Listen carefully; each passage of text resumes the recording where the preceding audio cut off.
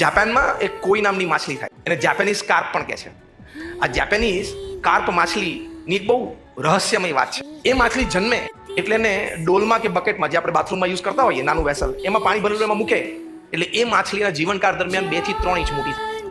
એની એ જ Japanese carp માછલી એ જન્મે ત્યારે એને મોટા ટેન્કમાં, અથવા ઓવરહેડ ટેન્ક હોય, આપણા ઘરની ઉપર ટાંકી હોય મોટી, તેવા મોટા ટેન્કમાં મૂકે તો એ જ માછલી 6 થી 8 ઇંચ મોટી થાય. એ જ માછલી જન્મે ત્યારે તમે એને મોટા તળાવમાં કે સરોવરમાં મૂકી દો તો એ 3 ફૂટ મોટી થાય. સેમ ડીએનએ, સેમ જીન્સ, એની સાઇઝમાં આટલો બધો ફેર. કેમ? વર્ષો સુધી રિસર્ચ પછી બાયોલોજિસ્ટે કીધું કે પહેલી વાર તરે અને દિવાલો જોવે એટલે પોતાની મર્યાદાઓ સ્વીકારી લે છે કે મારી માટે તરવા માટેનો આટલું જ ક્ષેત્રફળ છે એટલે એનો વિકાસ એટલો જ થાય છે. It is all psychological, it is all mental. એ બધી આપણા મનની વાત છે, વિચારોની વાત છે. જ્યારે એને તળાવમાં મૂકવામાં આવે ત્યારે ખબર છે કે મારી માટે અમર્યાદ ક્ષેત્ર છે એટલે એનો વિકાસ 3 ફીટ સુધી થાય.